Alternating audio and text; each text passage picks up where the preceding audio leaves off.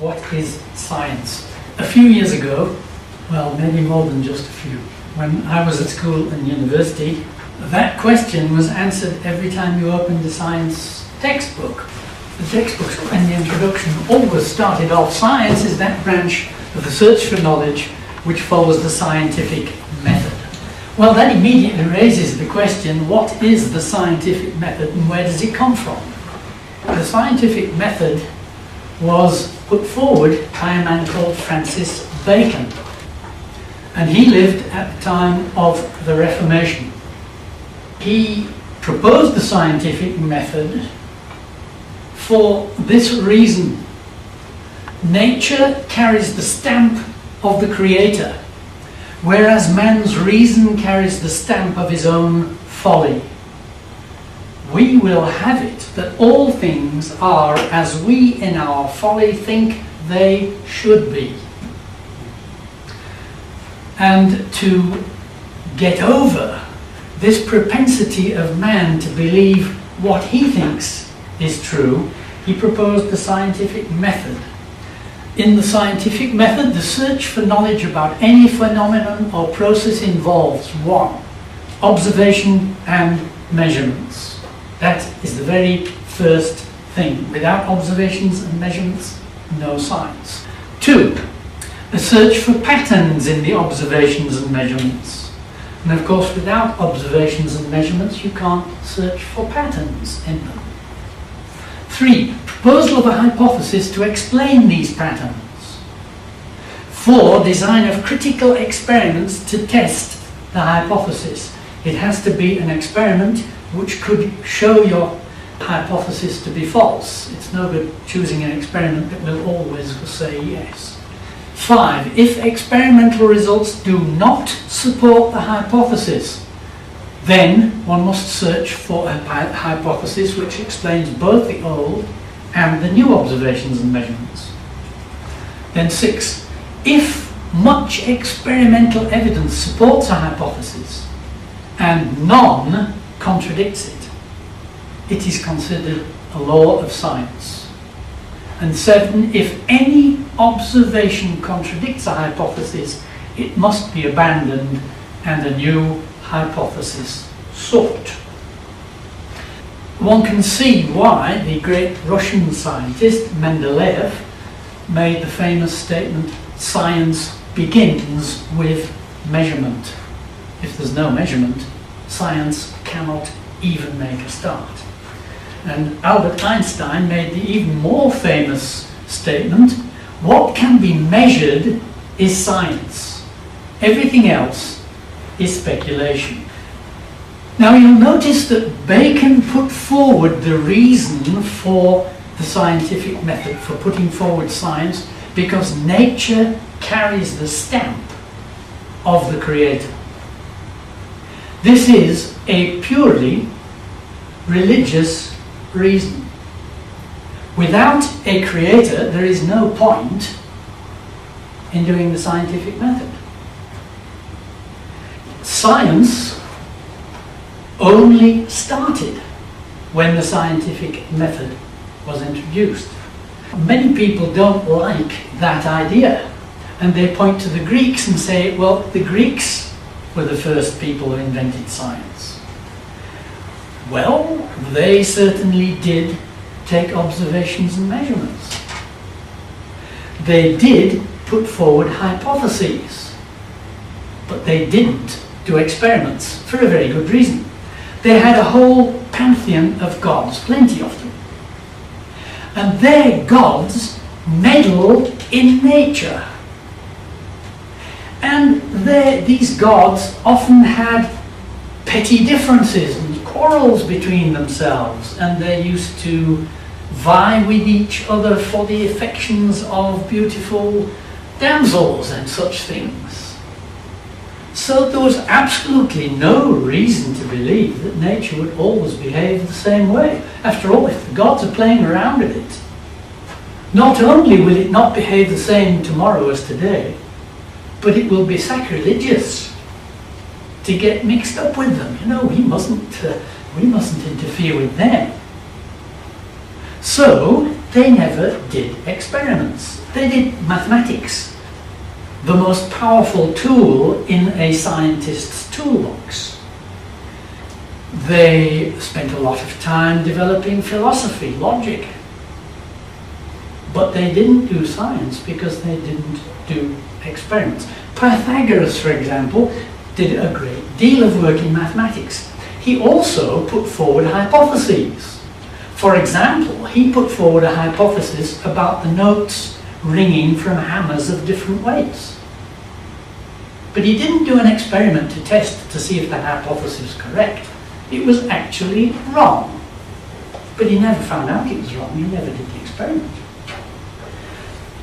Perhaps the greatest philosopher of all time was Aristotle, an amazing man who dealt with every field of human endeavour, art and music and playwriting and literature and science. And in his science, his biology was quite good, but his physics was completely off the mark. It was all wrong. But he never found out it was wrong because he never did any experiments to test it. And in fact, nobody did. Right until the Reformation. For 2,000 years, Aristotle's physics was accepted, taught in all the institutes of learning, and it was all wrong. It was only when Bacon introduced the scientific method at the time of the Reformation that people started doing experiments, tested it, and said, oh, look, people have been believing this for 2,000 years. It's just not right. And for exactly the same reason, science could not develop in the East, because the Eastern religions, like Hinduism, they've got more gods than the Greeks had, many of them, vast numbers of them. To expect that everything would behave in a uniform manner, that there would be uniform, universal laws underlying the behaviour of nature, makes no sense. They made no attempt to start science. Mathematics, yes, just as the Greeks did.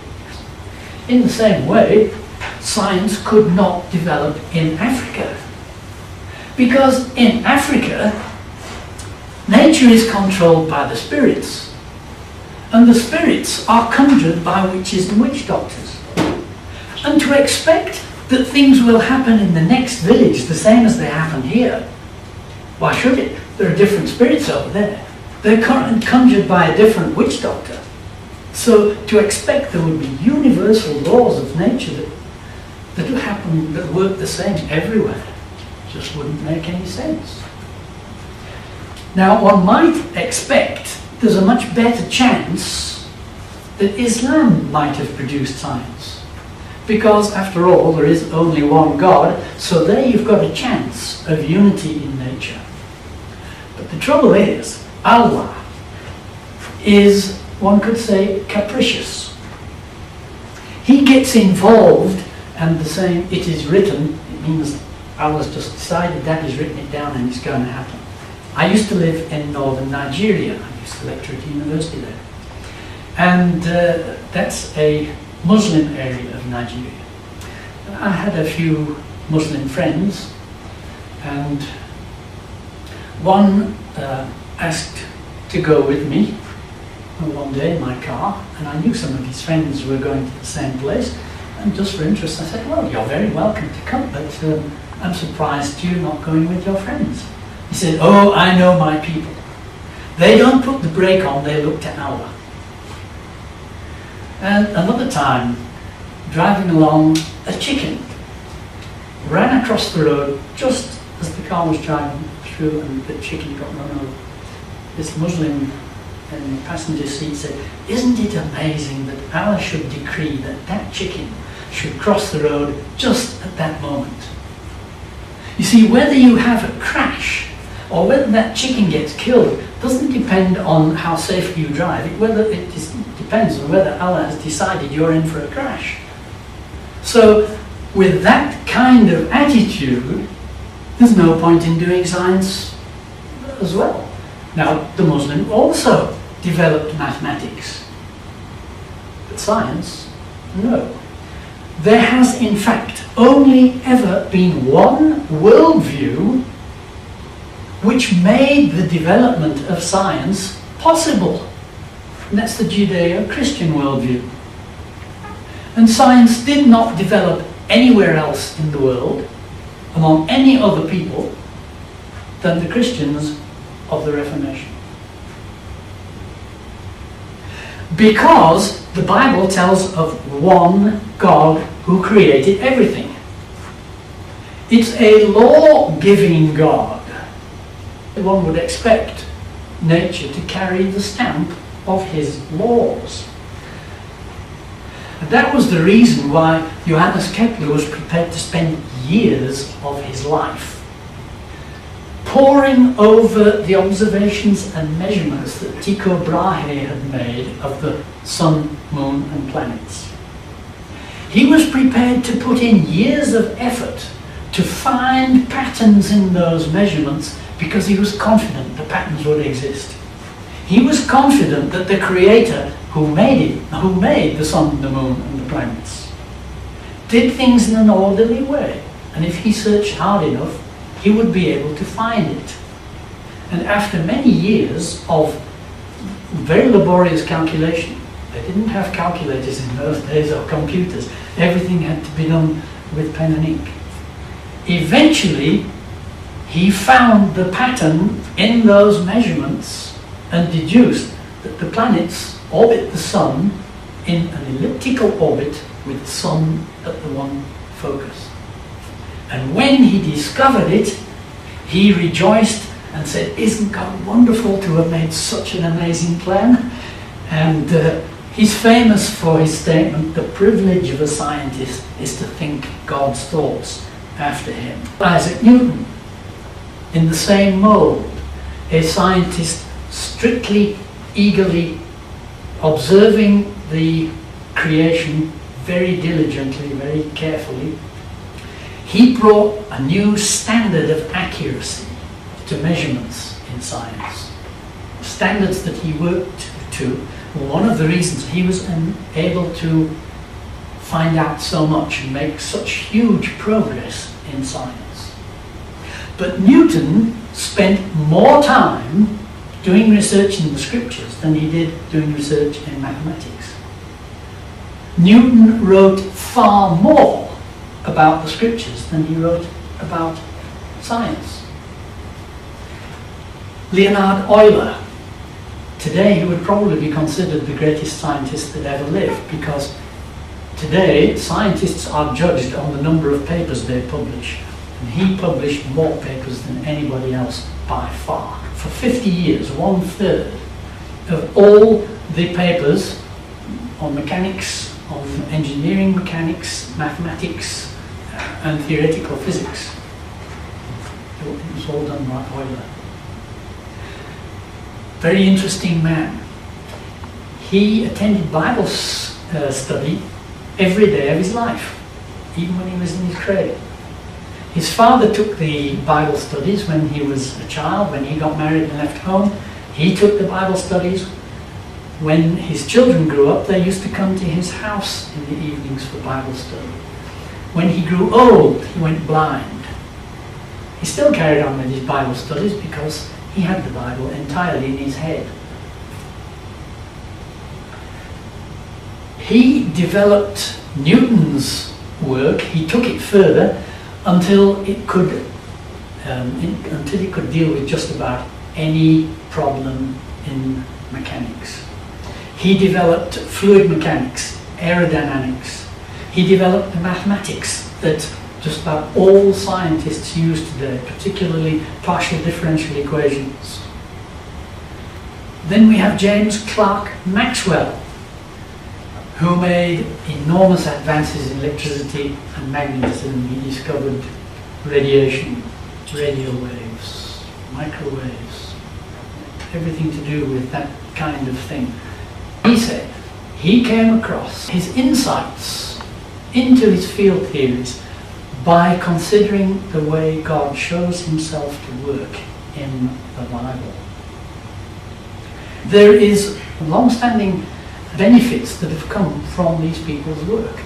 Newton, for example, in his work in optics, he soon showed that it would be impossible to use lenses to make big telescopes. And he showed that the only way to go was to make telescopes using mirrors. And he made this first reflecting telescope himself. Today, all the big telescopes are reflecting telescopes. The Hubble telescope, for example. Interesting that this feat of modern technology, the science, is from those early days. The design, the mechanics, getting it into orbit. Newton's work as developed and refined by Euler. The control of this thing, using the work of Maxwell. Just about everything we look at today, in communications and transport, we look at a plane like this. Who developed aerodynamics? Leonhard Euler. These are controlled by radio and radar control and all things like that. It comes from Maxwell. The dynamics of getting the thing moving. Newton and Euler. Science very soon proved itself to be a field which works. And so people started coming into science who didn't have the worldview which made science possible. I'm sure you'll recognize our good friend Julian Huxley, a typical secular humanist who flooded into science seeing that it worked. But with their worldview, they had absolutely no reason to believe whatsoever that science would work. After all, a secular humanist, an atheist, has to believe everything just happens by chance. There's no design there, because there's no designer. And on such a worldview, to expect there to be universal laws, where on earth would such an idea come from? But having seen science does work, they moved into it, and they took great pains to take over in science. Now, at around about the time when Huxley was starting to make himself a power in science, Henry Dale got a Nobel Prize for work which revolutionized the study of the nervous system. And he clearly could see there's something wrong here. And he made a very interesting statement concerning science, which I'd like you to consider carefully. And science, we should insist, better than any other discipline can hold up to its students and followers an ideal of patient devotion to the search for objective truth, with vision unclouded by personal or political motive, not tolerating any lapse from precision or neglect of any anomaly, fearing only prejudice and preconception, accepting nature's answers humbly and with courage, and giving them to the world with an unflinching fidelity. The world cannot afford to lose such a contribution to the moral framework of its civilization. Now you can see he's talking about a search for objective truth. The truth about the Creator's creation. What's not acceptable is political and personal motives. That's out. We're looking just for the truth. And this is important. The world cannot afford to lose such a contribution to its moral framework. Now you can see in that a concern. And he is concerned because he can see what's happening. He can see people like Julian Huxley moving in with a completely different agenda. And we find science dominated by people not like Henry Dale, but like this chap. He's a fairly typical, prestigious modern scientist. He holds a very prestigious position. He has the Alexander Agassiz Research Professorship at a very prestigious university, at Harvard. Richard Lewontin is a fairly typical example of a very high-profile scientist of today. And he has made statements about science too. Let's compare what he says with what we've just read from Dale. We take the side of science in spite of the patent absurdity of some of its constructs, in spite of its failure to fulfill many of its extravagant promises of health and life, in spite of the tolerance of the scientific community for unsubstantiated just so stories, because we have a prior commitment, a commitment to materialism. It's not that the methods and institutions of science somehow compel us to accept a material explanation of the phenomenal world, but on the contrary, we are forced by our a priori adherence to material causes to create an apparatus of investigation and a set of concepts that produce material explanations, no matter how counterintuitive, no matter how mystifying to the uninitiated. Moreover, that materialism is an absolute, for we cannot allow a divine foot in the door. Is he talking about the same discipline that Henry Dale was talking about? Is there any mention of a search for objective truth? There's a mention of patent absurdity and scientific just so stories, but it looks as if the main aim of this is keeping the divine foot out of the door, whatever the cost. It looks as if he's talking about something completely different. I had a very uneasy feeling about what is really wrong in science. And my eyes were opened in 1994 when I was giving a series of lectures in Heidelberg in Germany. To one of my lectures, there was a physicist from the Max Planck Institute. And when he came to the question time afterwards, he shocked me. He said, "But you're talking about the scientific method. Nobody does that anymore." Now, I had known for a long time that there were vast numbers of scientists who were not using the scientific method. But what amazed me was to find a professional scientist admitting it. This opened my eyes and I thought, aha, now that's the big problem with science. It's not science anymore. So I started looking at some recent textbooks to see what they have to say about science. And I found a very woolly introduction. Typically it would say, it's not easy to define science. And he waffles on a little bit and then he says, science is what scientists do. I thought, is that a definition of science? After all, scientists go to the toilet. Is that science?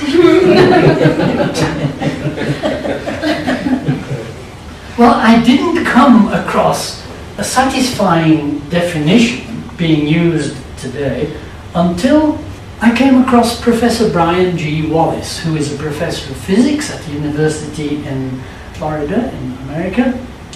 He wrote a book, it's called The Farce of Physics. You can get it on the internet, it's worth reading. Very worth reading. And he comes across this same problem. How do you define science these days?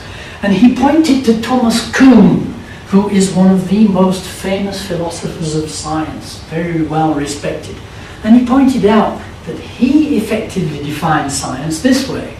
A proposition is scientific if it is sanctioned by the scientific establishment. Well, how do the scientific establishment sanction ideas?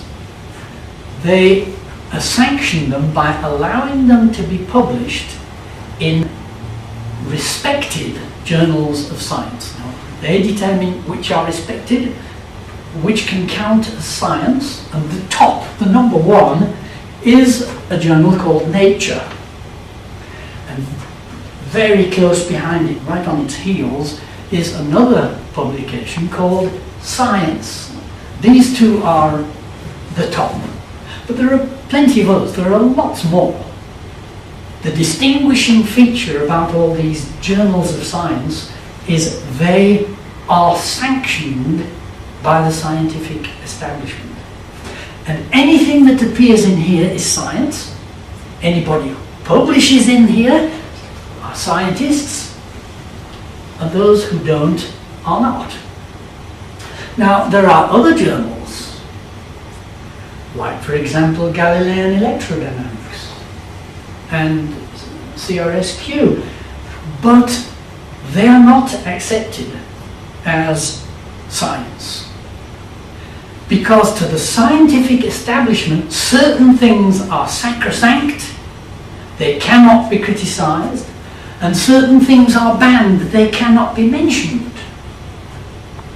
And to the scientific establishment, these points are absolutely vital. They are sacrosanct. Evolution, you may not cast the slightest doubt on evolution. Billions of years, you may not cast the slightest doubt on billions of years.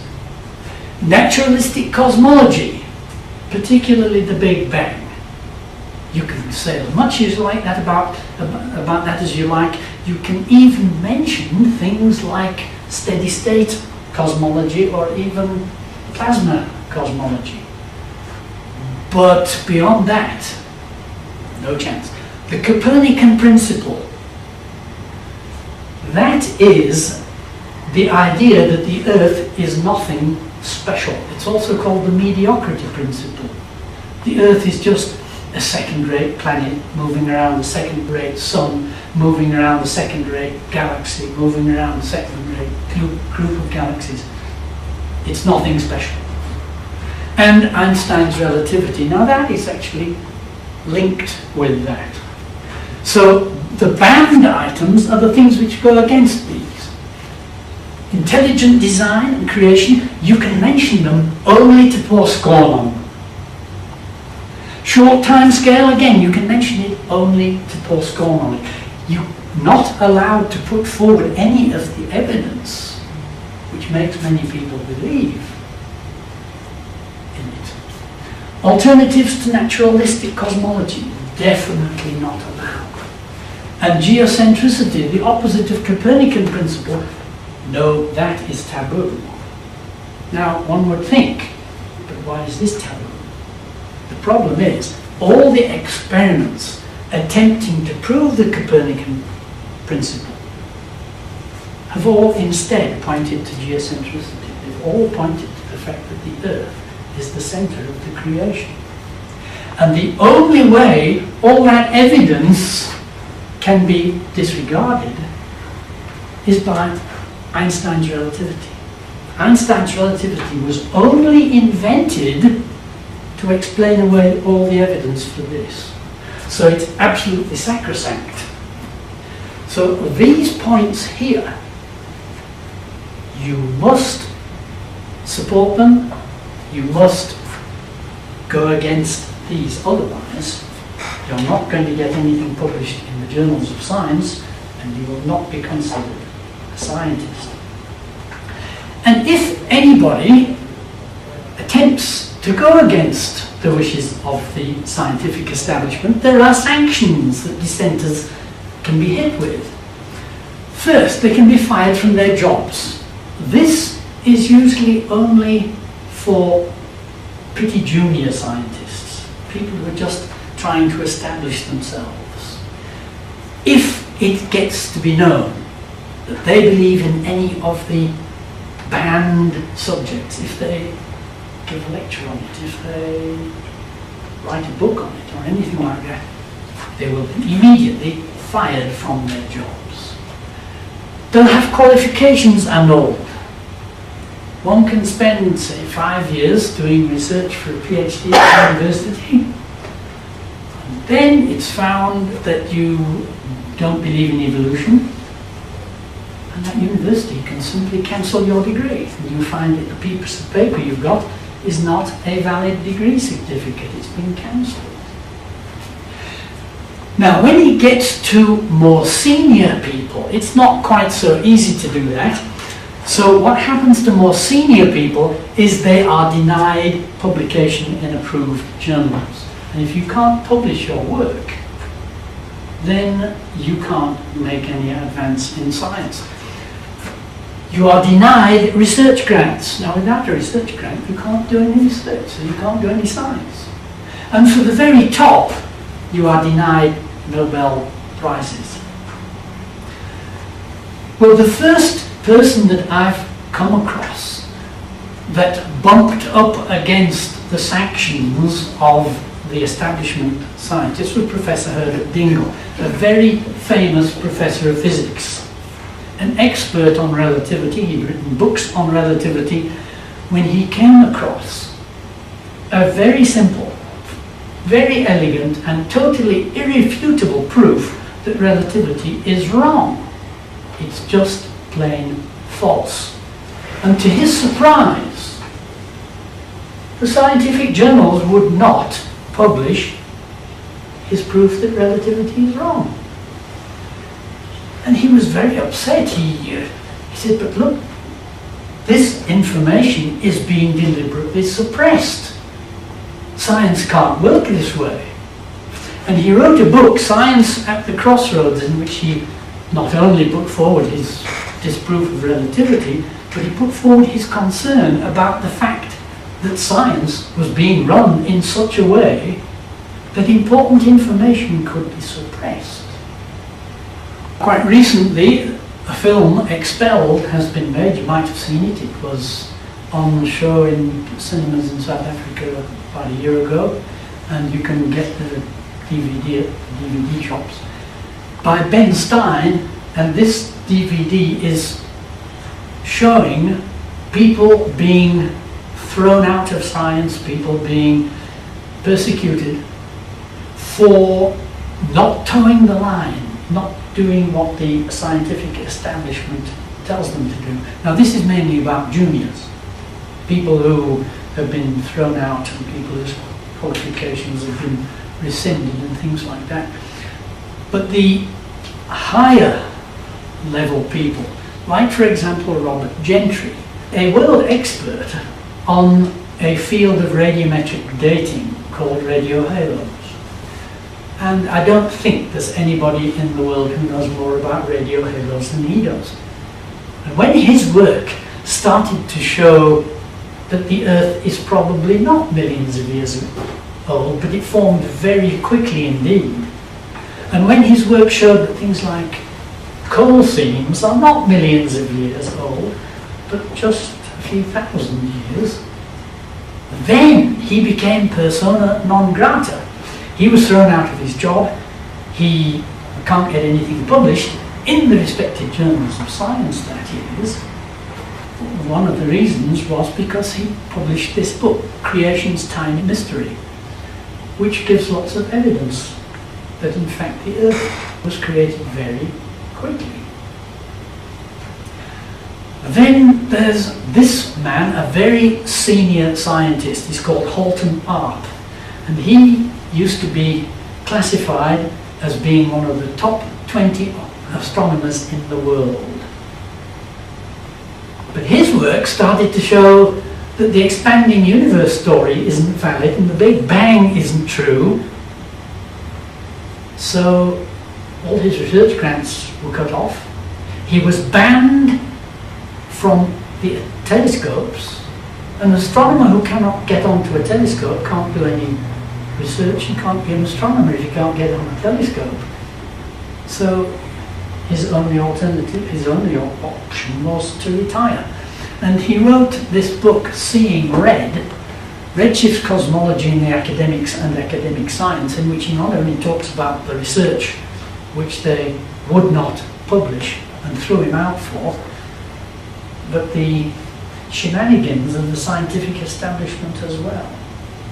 You may recognize this chap. When I was a student, he was my hero, a very great scientist, Fred Hoyle, he did work which was so fundamental, so striking, that he had to get a Nobel Prize. But Hoyle started making noises, and he showed that the idea of evolution was a fairy story. He pointed out it's just not possible. He pointed out that the materialistic cosmologies don't work either. He made statements like the creation of the universe, like the solution of the Rubik cube, demands an intelligence. Now, that doesn't go down well with the scientific establishment. They stopped publishing his papers. He was cut off from his work. To get anything published, he had to publish it himself. For example, this book, A New View of Creation and Evolution, but that's not allowed. You're not allowed a new view of creation and evolution. You have to have the scientific establishment's view. Otherwise, you're thrown out. Now, his work demanded a Nobel Prize, but they couldn't give it to Hoyle because, well, he's now out of it. So they gave it to one of his minor collaborators, a man called William Fowler, and he was amazed. Even in his speech of acceptance, he said, well, this ought to really go to Fred Hoyle. But he couldn't, you see, because he blotted his copybook by going against the scientific establishment. If you stick within the requirements of the scientific establishment, you can become very famous. Like these two people, Joseph Haffili and Richard Keating, very famous. They published a paper in the journal Science in 1972. Now that's one of the top 2 journals. So this is real science. Now what they did was they carried atomic clocks in airliners around the world. And they wrote it up saying they had proved Einstein's relativity by the behavior of these clocks. And everybody said, wonderful! And Science published it, and they became very famous. Here we've got another man, he's called Louis Essen. If you look him up on the internet, you will find him called the Lord of Time. He knows more about time and time measurement than anybody else in the world. He has been director of the British Physics Research Institute, which has a very famous department dealing with time. He invented the atomic clock. He knows more about atomic clocks than anybody else in the world. And when he read Haffili and Keating's paper in Science, he immediately realized what they're saying is rubbish. And so he wrote a paper explaining why what they were saying could not be true. And since they had published in Science, he sent it to Science. They refused to publish it. He sent it to all sorts of journals. They refused to publish it. And eventually, 5 years later, he sent it to CRSQ, and they did publish it. But you see, that is not a journal recognized by the scientific establishment, so it's not science. But even though it's not science, it is a journal in which one can find very interesting science, but it's not recognized as science by the establishment. Quite a number of people read that. One of the people reading it, Dr. Kelly, a physicist, was shocked by this, and he got the original data, the measurements that Haffili and Keating took, and he wrote a paper, Haffili and Keating tests. Did they prove anything? The abstract says this: the original test results were not published by Haffili and Keating in their famous 1972 paper. They published figures that were radically different from the actual test results, which are here published for the first time. The analysis of the real data shows that there's no credence that can be given to the conclusions of Haffley and Keating. Now you can download this paper, also for free, off the internet, but it's not science, because it's not published in one of the journals that the scientific establishment sanctions. So the paper written on this forged data, yes, that's science. The expose to show that it's just not true, no, that's not science at all. None of the scientific journals would publish it. Brian G. Wallace, I mentioned before, in the Farce of Physics, he pointed to Kuhn's definition, and he went a little further. He said, a proposition is scientific if it is sanctioned by the scientific establishment. Example, if the scientific establishment decrees that fairies exist, then this would be scientific indeed. Now, does that sound a little extreme? Not at all. Not at all. This is a picture from Carl Sagan's book, Comet. Now, Carl Sagan was a scientist, published in the scientific journals. And he's talking here about the Oort cloud, or the Oort cometary shell. The solar system is supposed to be surrounded by an enormous shell of comets, thousands of millions of billions of them, which cannot be seen or detected in any way. Now, doesn't that sound just like fairies? Can they be seen or detected in any way? No. But let's see what Carl Sagan says about these fairies. Many scientific papers are written each year about the Oort cloud, its origin, its properties, its evolution, yet there is not a shred of observational evidence for its existence. Can there be any measurements on them? Any observations? But they're scientific because they're published in the journals of science. And I want to look here at a paper which was published by three well-known astronomers, Denison, Fiedler and Johnson, in the top journal of science, in Nature. Now they describe a quasar which they could see in their radio telescope, and over a period of about a week it gradually disappeared, and eventually there was just about nothing left. And then over a week it started to come back again, and there they had it again. Now they explained this in terms of what they call an extreme scattering event structure, an ESE structure, made up of electrons and neutrons and various hypothetical particles. And they said, well, what happened is this structure moved over the quasar and gradually obscured it and then went out of the way again. Now, this paper was reviewed in Astronomy by Gerrit L. Verschuur. Let's see what he had to say about this paper. The most intriguing thing about the hypothesized structures, a point the authors of the report hesitated to emphasize but did allude to. They skated over it, but they knew about it all right. These objects are not stable. If such an object could exist for even a moment, it would quickly dissipate. They know that. They did allude to it, but they skated over it. They know perfectly well they're telling you a story. Any such object, if it could be pushed together, would fly apart so quickly it would be gone in no time. And there they are, telling us that this kind of object lasted long enough to explain this phenomenon over 2 weeks. They know perfectly well what they're telling you is rubbish. So does Verschuur jump on them and say, well, these people shouldn't be telling us fairy stories in the top journal of science, should they?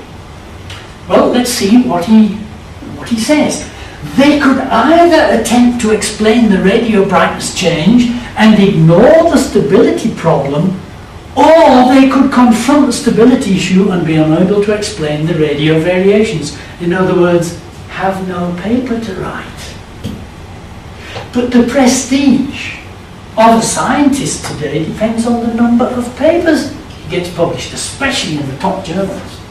Now, it doesn't matter whether those papers are true. It doesn't matter if they're important. You've just got to get them published in Nature. So these people are telling us a fairy story just so they can get another paper behind their name.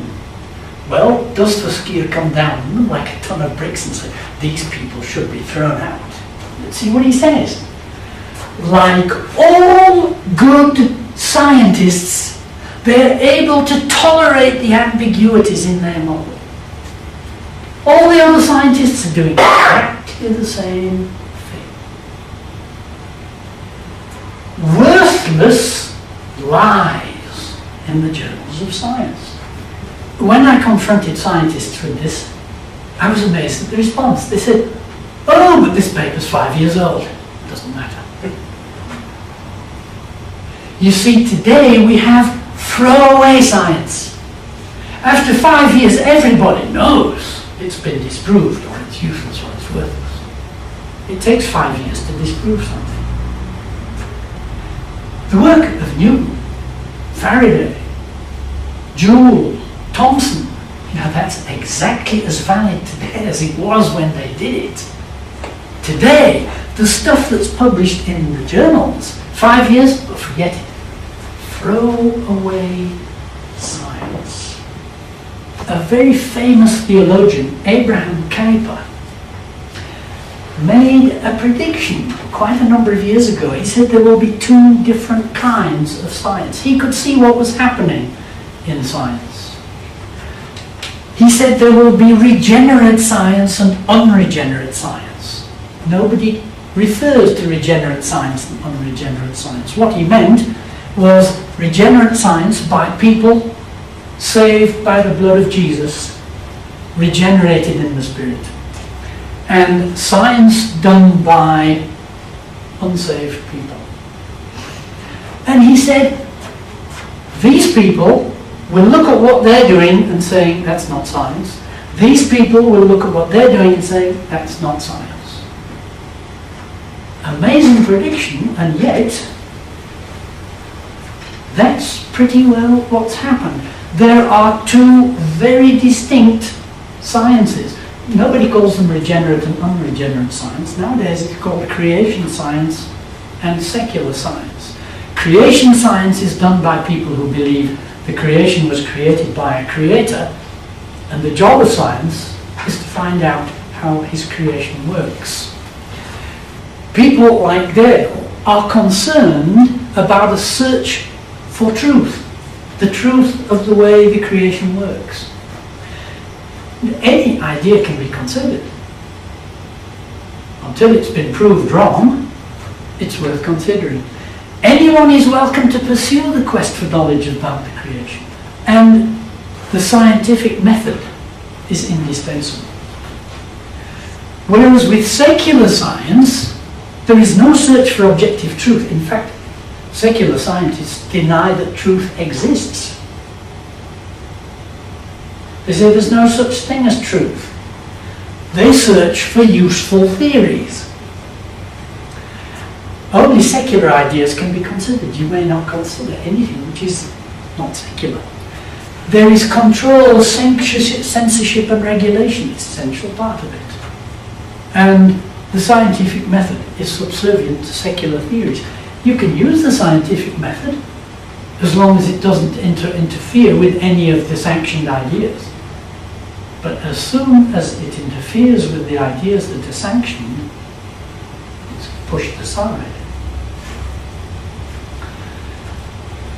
And the people on the secular science side, they say creation scientists are not scientists at all. They never publish any research in the recognized journals of science.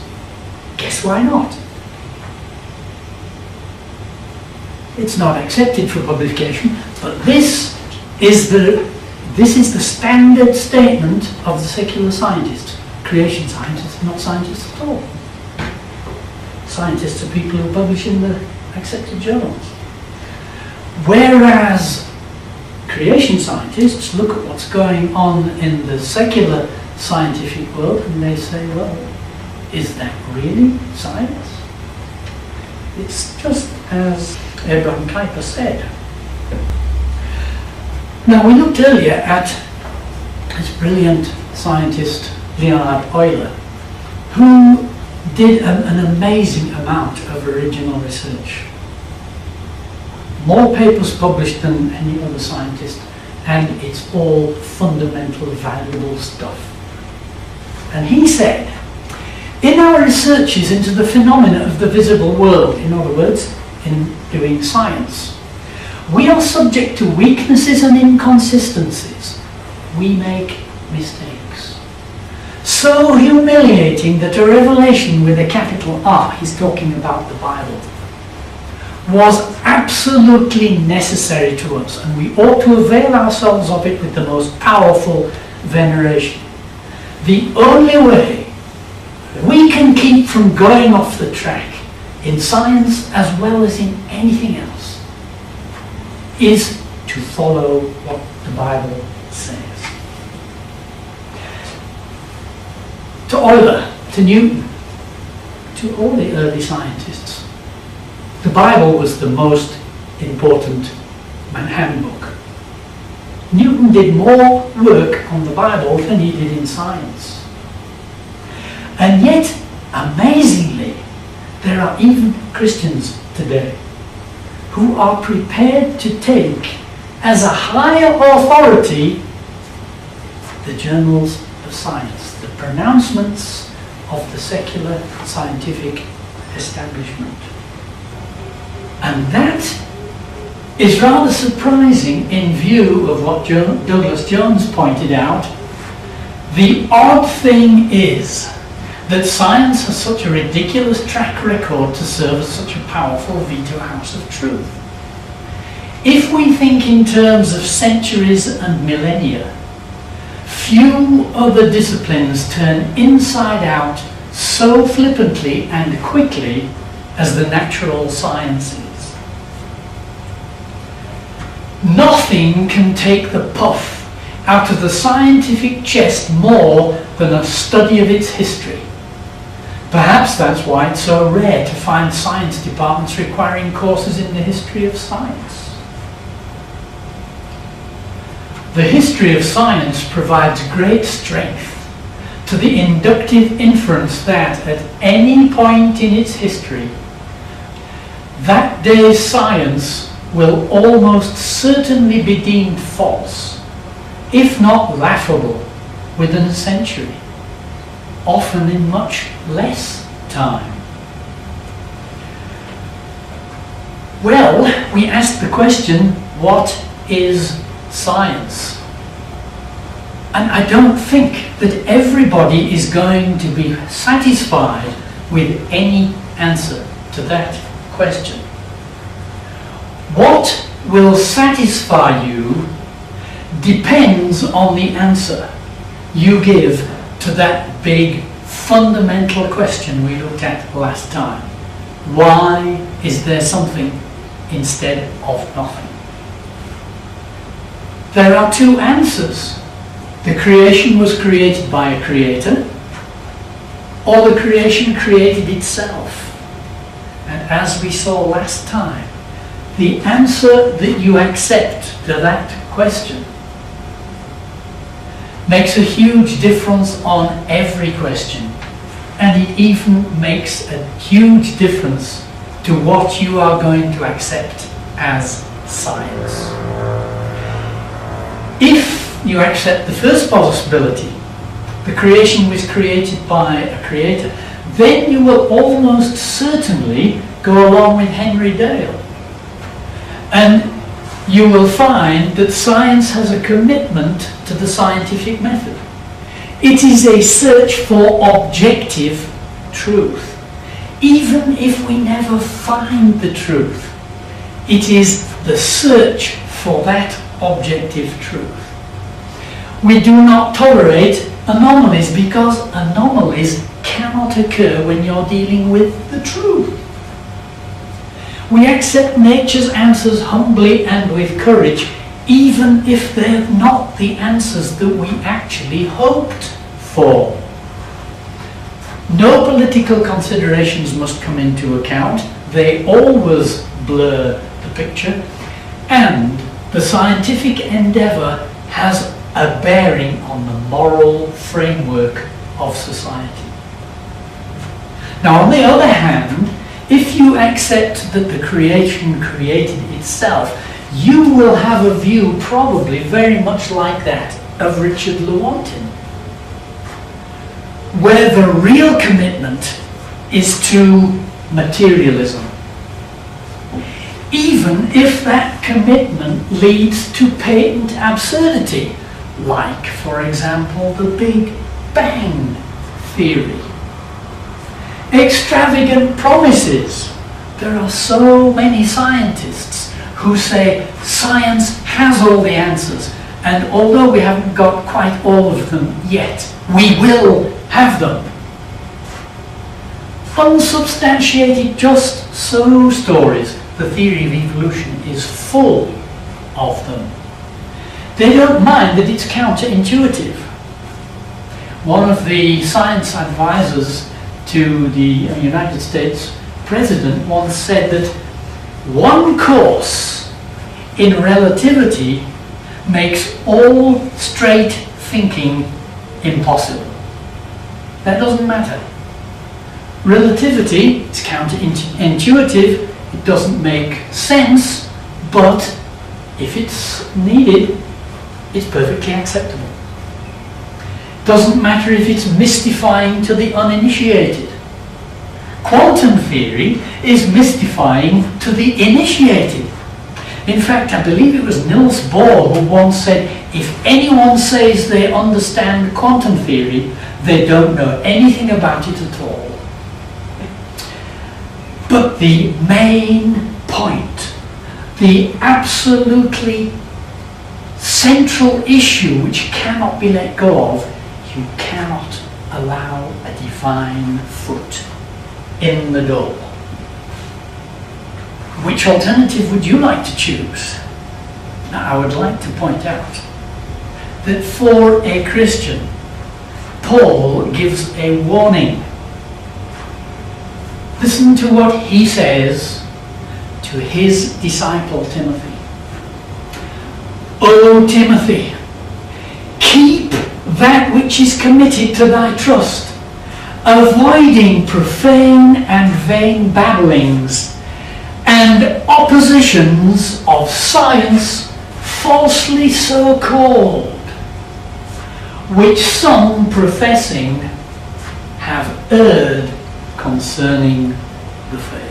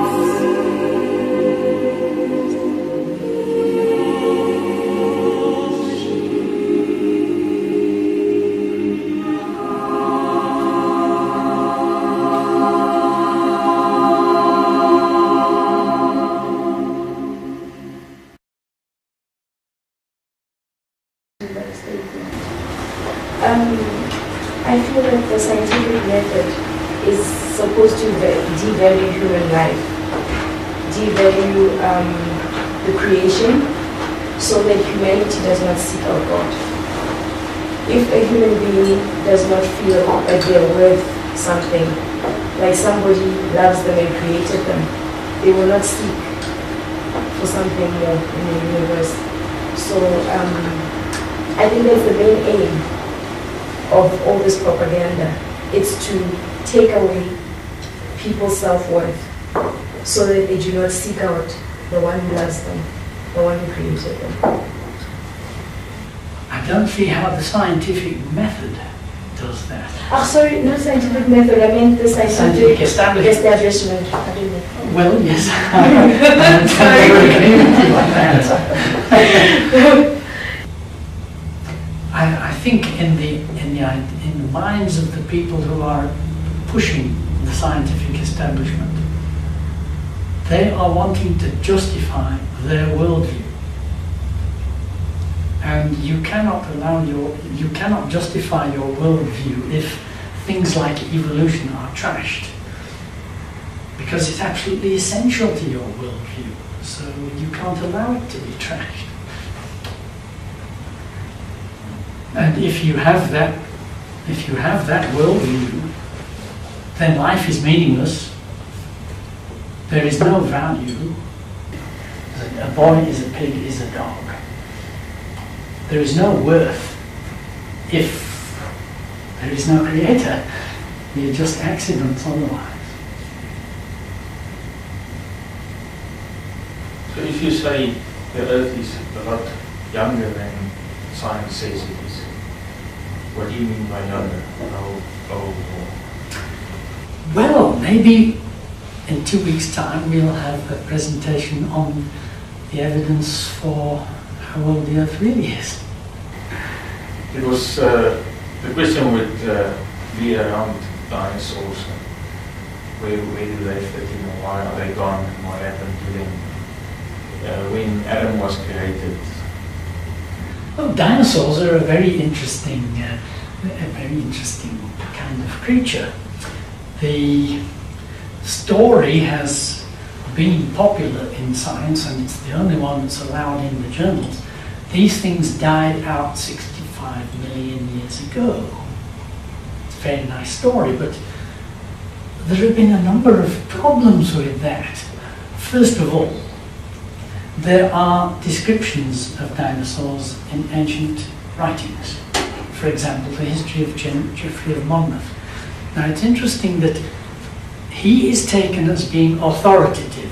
What he writes is taken as being exact history, except when he talks about dinosaurs.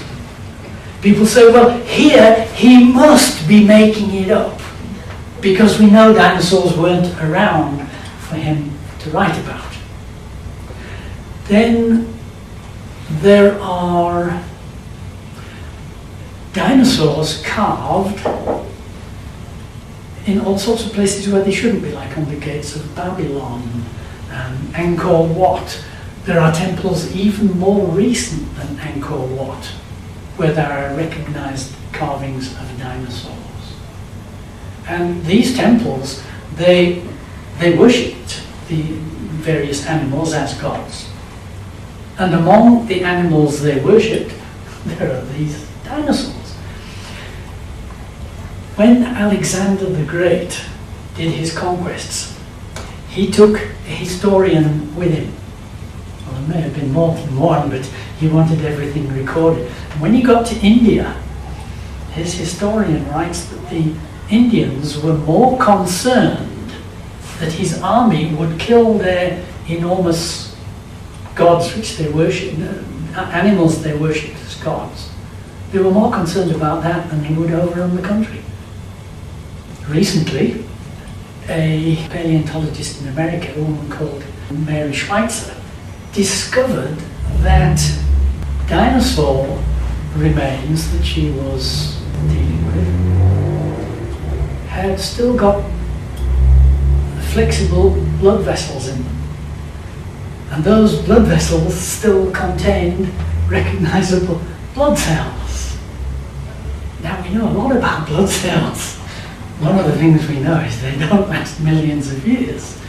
There have been sections of DNA found from dinosaurs.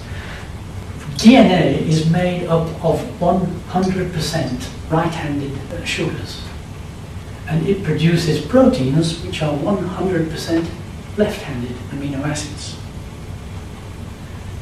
But when something dies, they start to become a racemic mixture again. Some of the left-handed start to switch to right, some of the right-handed start to switch to left. And observations show that even under the best conditions, in 50,000 years, there would not be enough left to form a recognizable piece of a protein. And yet recognizable pieces of dinosaur protein and DNA have been found, which means there's absolutely no chance they can be 50 million years old. No chance at all. Now, when you consider the fact that people like Geoffrey of Monmouth wrote about dinosaurs, that there are carvings and rock paintings of dinosaurs. There are carved dinosaurs in temples which are not that ancient. The whole story doesn't seem to fit very well with all those millions of years. It doesn't fit at all. But now, when you combine that with the latest research in microbiology, you find that not only dinosaurs don't fit with millions of years, no life does. The rate at which DNA is deteriorating is vastly faster than anybody had imagined. Now, when geneticists started looking at DNA and looking at mutations, they very quickly realized that if mutations occur very quickly, then DNA would become garbled very quickly. So they made the statement that mutations are very rare. And they believed that because for millions of years of life, they would have to be very rare, otherwise there would be a problem of what they call error catastrophe. Now the recent research shows that at least 300 mutations occur every generation. Now that is disaster in a short order. You cannot have many generations before the DNA becomes so garbled that life is not viable. So you cannot push life very far back, because at 300 mutations per generation, you don't have to go very far back before you've got no mutations, you're at perfection. And you can't go very much further before you've got such garbled DNA that it's no good anymore. Now, a few years ago, I was in France giving some lectures, and some research was pointed out to me by a group in France where they had been looking at sterility in men. Now, the reason why they look at male sterility is because it's so much easier to test. It's very difficult in women because they've got a very complicated reproductive system, but men's reproductive system is much simpler and much easier to test. And they found that sterility in men in France is increasing at 1.5% per year. Now, at 1.5% per year, you can't go on very many years before you've got a sterile population. Well, after France, I went to England, and I found a team had done exactly the same research project in England. They had also found sterility in men rising at 1.5% per year. From there, I went to America, and one of the first people I met was a nature conservation officer in the Everglades in Florida. And he was very worried. He said, "We have looked for a year, and we haven't found one male panther that is not sterile. And he said the problem with the Everglades alligators is nearly as bad. We hardly find any male alligators that are not sterile. The whole population is going to die out unless something drastic happens. Life is a short-term phenomenon. It cannot last very long. It cannot have been here very long. You can argue that if God meant for us to discover him in a different way than science, maybe he could have hidden himself in science to the point where he created dinosaurs and bones or whatever to lie underground to make it look, although he created it maybe 6,000 or 7,000 years ago, he could have created it to make it look as if it was millions of years ago. If he wanted to do that, nothing would have... If he wanted to, but why on earth would he want to do that? Maybe he wanted us to discover him in a different way than scientific. The Bible says the just shall live by faith. It doesn't say the just shall live by faith until science proves it makes it necessary. No, it says the just shall live by faith. So you will never, ever be able to prove God with science or any other way. So what is the point then of disproving science? Well, now, you see, as far as the secular humanist goes, he has to believe in evolution. There is no alternative, because unless there is evolution, the only alternative is creation. But you see, the argument of the secular population is that although Christians try to disprove evolution, it does not prove God. True, it doesn't. For a Christian, whether evolution is true or not is irrelevant, except that the Bible says God created. Because the Creator, God, could have used any way he wanted. If he'd wanted to, he could have used evolution.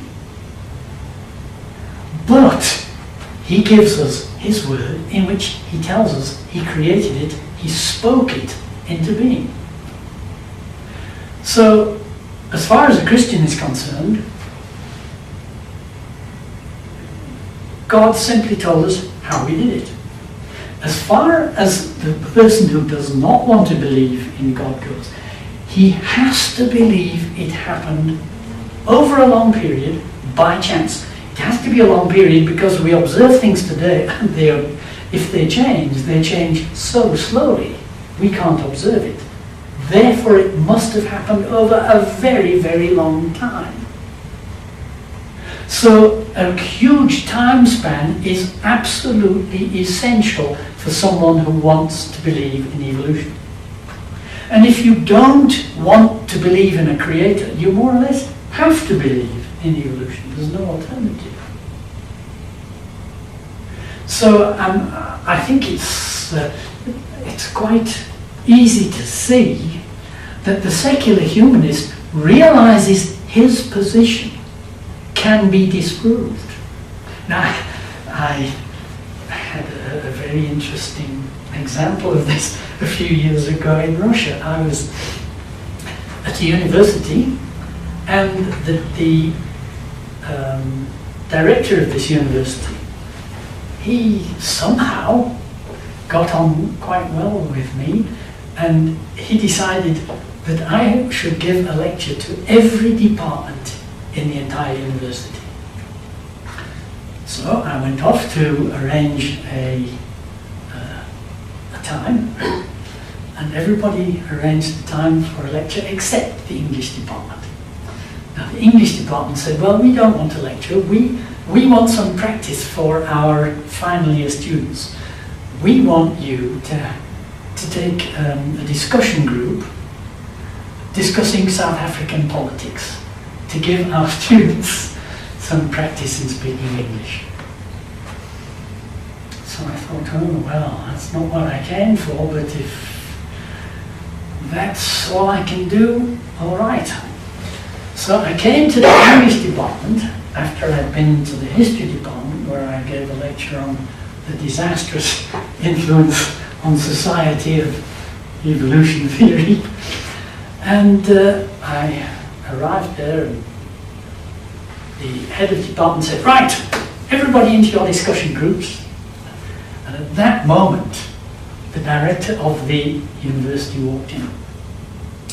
And he said, well, English class, you are today fortunate to have one of Professor Stott's world-famous lectures. So I thought, aha, got my projector out, it was on the stand and all ready to set up. And by the time he left, I got the slides from him. Now, that was the only lecture I gave at that university where I did not use an interpreter, because they were English students. I went through this lecture, it was on evolution. And at the end of it, there was dead silence. And the head of the department came to me and said, well, thank you very much for your lecture. And I said, well, it doesn't look as if anybody understood it. And the head of the department said, oh, yes, we understood it. But you see, we are all atheists, and you've just destroyed the foundation of our beliefs. They realize it is the foundation of their belief. And without evolution, they can't believe it anymore. I can make another comment. In the Bible, in Genesis 1:1, it says, in the beginning, God created heaven and earth, which does not say necessarily when it was. Could have been 1 million years ago, 4 billion. And then in verse 2 it says, and God's Spirit went over the water, and then he started with creation. Now, when he created Adam, the devil, or Satan, was already fallen. How do you know? Well, he was Satan at the time. He was Satan at the time that he came to tempt Adam, but how long had Adam been there? We don't know. Okay, that's interesting. Okay, but and Jesus said he saw Satan fall to earth like lightning, which might have happened before the creation, or you can say recreation. Some Bibles speak about recreation at the beginning. Not if there are direct translations of the Hebrew. So. Well, I'm not a scholar of Hebrew, but so it could be, and it also specifies in Isaiah that Satan was a ruler over nations, and so forth. Sorry? He still is. Fair enough. But on earth. So you can argue that earth was there long ago. It was created in the beginning by God, whether that was 4 billion years ago or not, or whatever method God used. I'm not a evolution theorist or whatever, but it could be that Earth has been there for a long time. It was then destroyed, maybe with the fall of Satan or something or other, whatever. And then when Adam was created, Satan was, 6 days later, Satan was there already, Satan. So the argument, you can argue that. Oh, you can argue. Unfortunately, I haven't got my Bible with me. It's a very interesting thing to do, to go through Genesis chapter 1. On his cell phone is called. Have you got? No. A genuine Bible. I've got an online version. What? Online. Have you got a genuine Bible or a corruption, like a Message or a New International Perversion or something like that? I can tell you it's do you want the English one? Do you have an authorized? It's a KJV complete. That'll be fine. Go Bible. In the beginning, God created the heaven and the earth. Now, I would suggest that that is a heading. Now, it may not be, but I'll give you my reasons for thinking it is shortly. But there are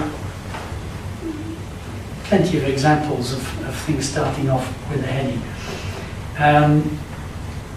The word there for heaven.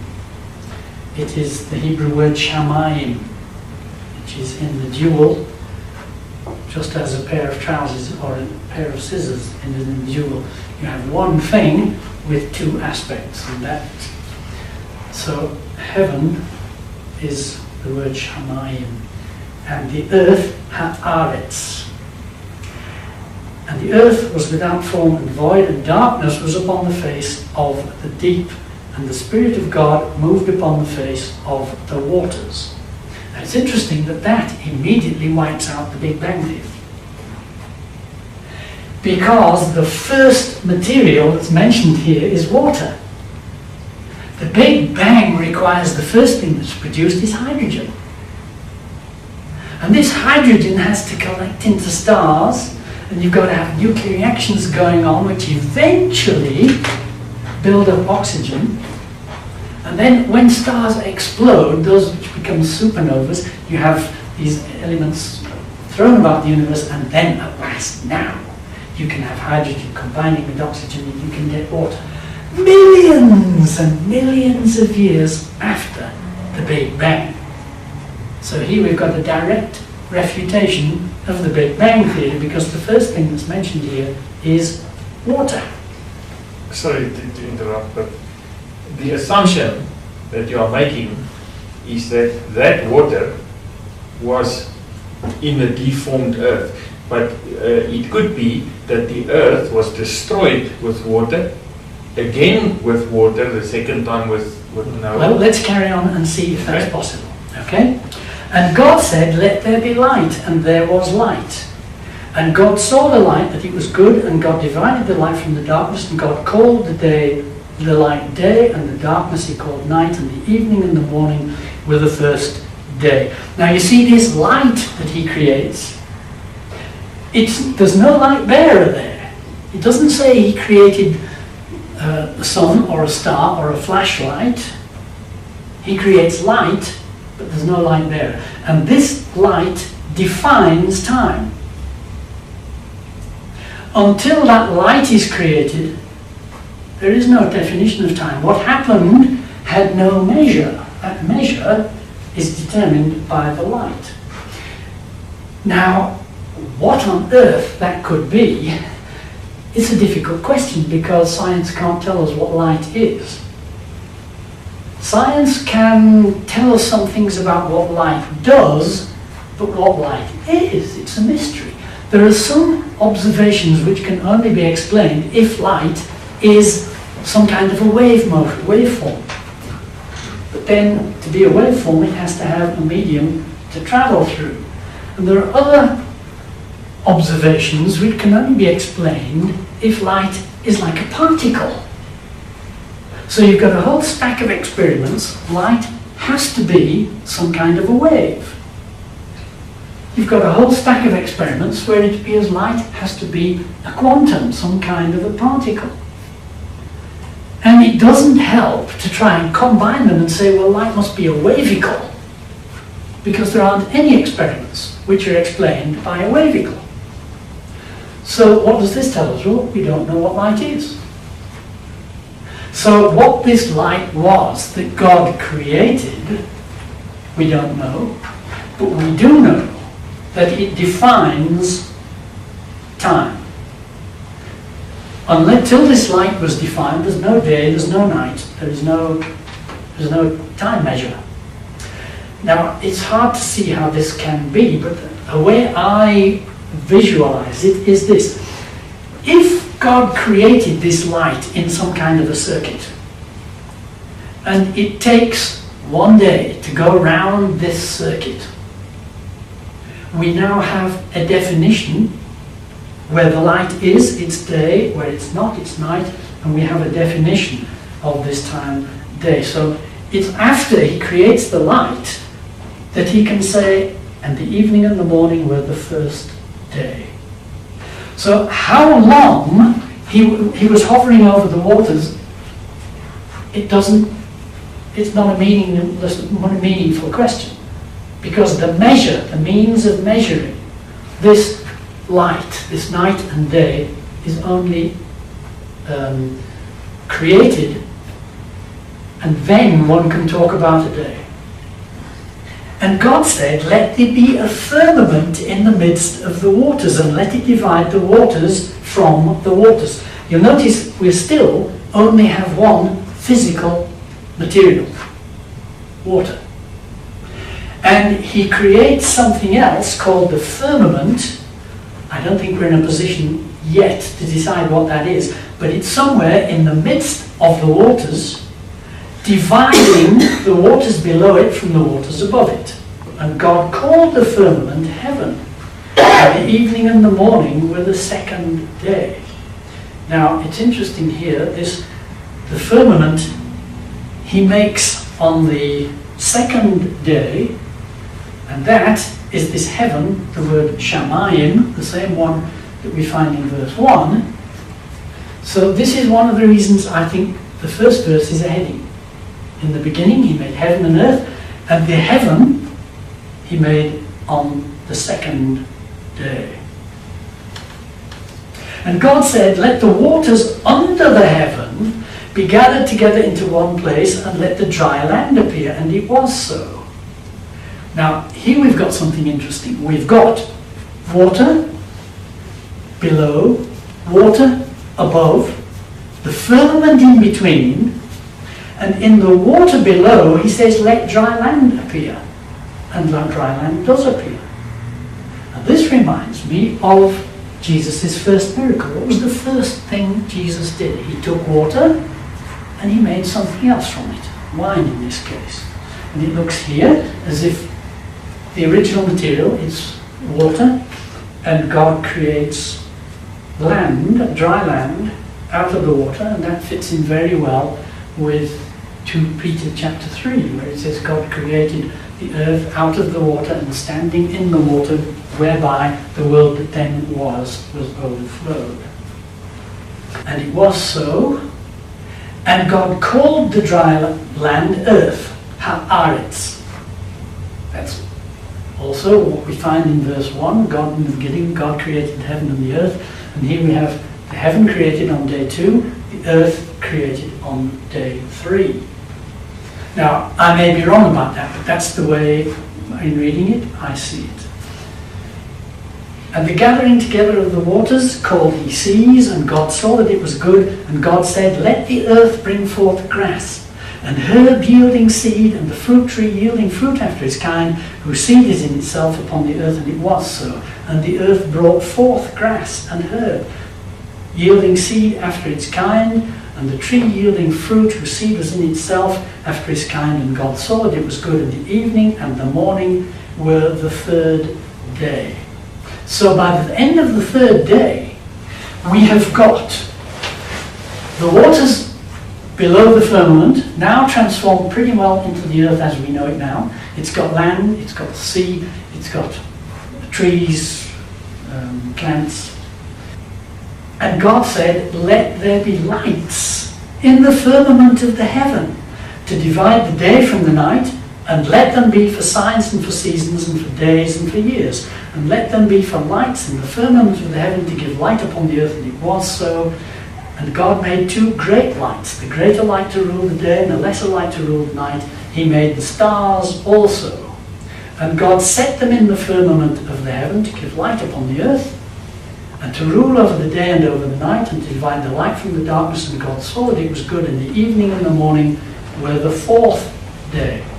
So here we have now an indication of what this firmament is. It's the place where the sun, the moon, and the stars are. It's what we today would call space. So we've got the waters below, turned in the earth much as we know it now, space, then the waters above, and now we've got the sun, the moon, and the stars, and they are for signs, for seasons, for days, and for years. Now, days are defined by that light that God created on the first day. But it would appear to me from this that we cannot see that light. Maybe it is of a wavelength we are not sensitive to.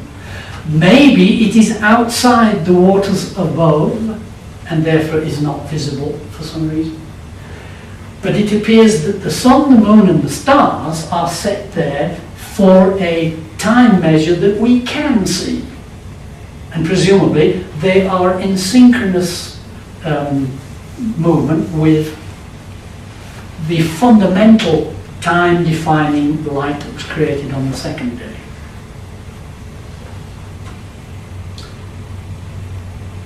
So here we've got a huge problem for any idea about a destruction of the earth before the first day. Because after that, in the beginning, all we've got is water. And it's not just that we've got an earth that's covered with water, we've only got water. And the firmament is created in the midst of this water. And then in several places it says God created the firmament and stretched it out. So this firmament is surrounded by the water above, and the earth is only turned into the earth after this separation has taken place between the waters above by space, and then there is no sun, moon, stars. So if there was any sort of existence before day 4, it was entirely in the dark and could not have lasted very long. Now, he created the plants on the first day. It's quite possible for plants to go for a day with no light. It's not possible for plants to go much longer with no light. So we're not talking here about some enormous period of time, because those plants would not survive with no sun. Now, we're faced here with a cosmology which is utterly and completely different to the cosmology that the secular humanists put forward. It's completely different to the cosmology that we are taught in school, the cosmology we are brought up on. Utterly and completely different. We have got the earth, we have got space around it with the sun, moon and stars, and we've got the waters above. And what have we got above that? Well, I only find one place in the Bible where it tells us what's above. Because in Psalm 8 it says God has set his glory above the heavens. And probably the reason why we can't see it is it's the other side of the waters above. Now, the waters above are only mentioned, as far as I can remember, in one other place. That's in Psalm 148, where it's calling upon the whole of creation to praise God. And it says, praise him, you heavens of heavens, praise him, you stars of light, and praise him, ye waters that be above the heavens. And we've had amazing proof that they're still here now. Because in, I suppose it would be in the 1970s, Penzias and Wilson, two very famous scientists, built a detector. And they wanted to scan the skies for microwave sources. They thought, well, there are X-ray sources, there are light sources, maybe there are microwave sources. So they built their antenna and pointed at the sky, hoping to find little points where they got microwave emissions. But to their surprise, they found everywhere they pointed this antenna, there was a uniform microwave emission at just over 2 degrees absolute. That's extremely cold. Minus 270 degrees. Everywhere. And they were amazed. They said, well, what can this be? How on earth can there be this uniform background and everywhere the same temperature? Now, obviously, they have found the waters above. They found this water is uniform. It's at a uniform temperature now. At only 2 degrees absolute, it's probably frozen solid. But there it is. But what did the scientific establishment say? They said, oh my, what can this be? Oh yes, this must be the echo of the Big Bang. Now, did you know that an explosion could leave an echo 2 degrees above absolute zero everywhere, totally uniform? Well, this idea is very popular, but there are enormous problems for it. They've tried to fit this into the Big Bang story, but the problem is the universe is full of galaxies and stars and things which are not uniform at all. And if there were such a thing as an echo from the Big Bang, it would not be uniform at all. It would have the imprint of stars and galaxies on it. So it's very obvious what it is. It's the waters above. But you won't find the scientific community accepting that. They will carry on with fairy stories like echoes of Big Bang. But it's there. So this whole cosmology simply does not allow for this story. You know, you don't have an Earth with anything like the right sort of characteristics to be considered the Earth until day 3. There's no life on it until day 4. There isn't even a mass of water separated from the rest which can become the Earth until day 2. Until day 2 it's all one mass with the waters above. There's no chance for this story of a pre-day 1 disaster. There are also incidents in America. Can you say something about it? There are also incidents. Is it a fairy tale or is it something? Is it a big hoax? Why is it really? I don't know what the Roswell incident is about, but I do know that the people who were mainly involved in the hoo-ha about it have been very largely discredited.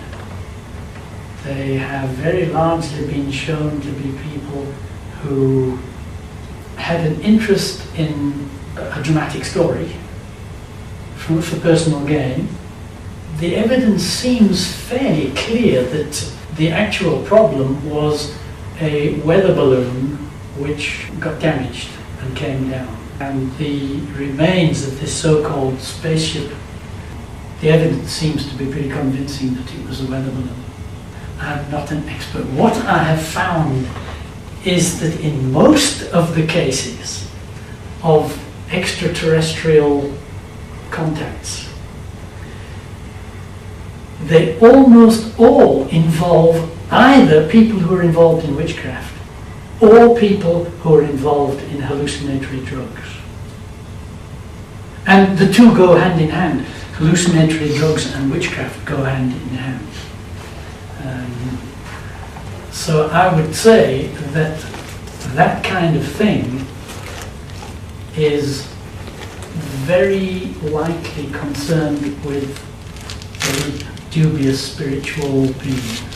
You know, there is no doubt whatsoever that people in witchcraft really do have very strong connection with powerful spiritual beings, and they can make apparitions, but it's stuff that I would not want to have anything to do with. I don't play with spiritual powers unless I'm led there. You know, if one is faced with the problem of dealing with someone who's got spiritual problems, then you can't run away from it. But to go and play, you're likely to end up like the 7 sons of Sceva, being hammered, unless the Lord sends you there, stay clear. Now, I've found this attitude not very prevalent among Christians. I remember when I got saved, I was an atheist, I got saved and I joined a fairly typical Pentecostal church, and the attitude there was, Satan's nothing, he's a 0 with the ring knocked off. Well, that was popular, but in such circles I never actually came across people who had any spiritual authority. Now, when I did go to a place where there were people with spiritual authority, I went for a drive with someone who I realized was a very spiritually strong person. And we came to a beautiful wood, and this was in the town. And I said, "My, can we stop and have a walk in the wood?" He said, "No, this wood is the domain of a very powerful witch, and you don't go in there." And I thought, Satan's a zero with the ring knocked off. Why should anybody be concerned about going in there just because there's a witch in charge of it? But you know, I have seen that man bring witches to repentance. When God tells him to go and deal with witchcraft, he'll go. But until God tells him, he stays clear. Perhaps since we are talking about what is science, just to get some clarity, the atheists, guys I get to do with online and so forth, but in general the viewpoint, they like to tackle the thing that the people who believe in creation science, they are phonies. They don't have any degrees and so forth, while as the clever people in the world of all the PhDs and stuff, they are the guys that say, but evolution, Big Bang, all these things are true. And so the question I have is, number one, for general people like us, do you have to have credentials, a PhD and so forth to be able to concoct fairy tales like that? Or to be a valid voice out there? Number one, so do you have to have a valid voice, credentials so somebody can listen to you? Because as I understand, Darwin was not a scientist by credentials. And secondly, I know there are many scientists with PhDs and so forth that does believe in creation science. So number one, does it matter if, does the credentials really play that big a part, or can an ordinary guy be clever about it and have a voice? And number two, are there people out there that are clever, that do have the PhDs, that say, but no, this real science says is in line with what the Bible says. Like you said, maybe it does not prove there is a God, but it does definitely not contradict it. I don't know if my question is clear. Yeah, look, this idea that you have to be, you have to have established credentials to be able to make a statement is recent. And it's all part of the control that they want to exercise over science. This wasn't the case before. When I studied geology, for example, just about the highest authority one could look to was Arthur Holmes. Arthur Holmes had an MA, full stop, Master of Arts. So this whole idea that you've got to be, you've got to have top qualifications from the scientific establishment, it's recent. Charles Lyell, the founder, one could say, of modern geology. The whole of geology is built on him. His only qualifications were in law. Charles Darwin, his only qualifications were in theology. There's a very interesting man called Barry Setterfield. I don't know if you've heard of him. He's an Australian. A very intelligent man. And he was at Adelaide University studying physics and geology.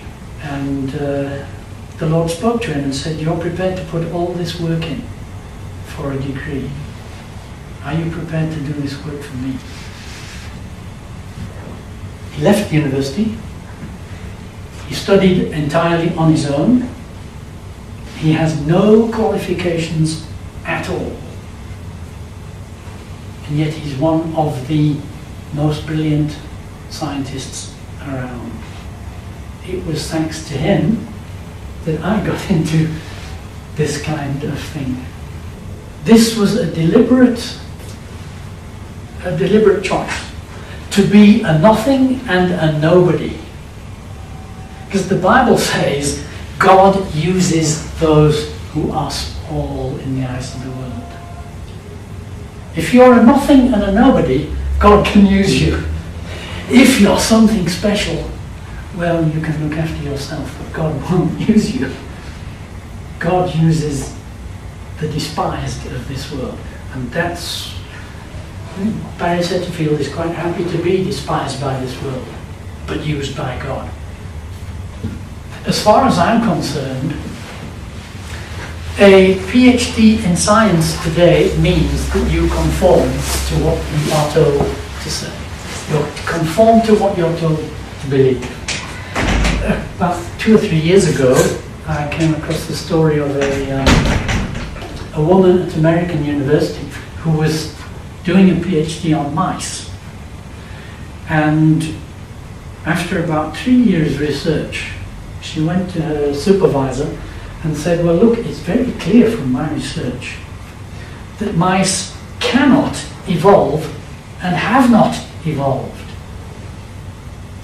And he said to her, well, you either show that they did evolve or you get no PhD. What he's saying is you falsify your observations to fit in with what I want, or else you get no PhD. So what is the meaning of a PhD? It means you are prepared to conform to what the establishment requires.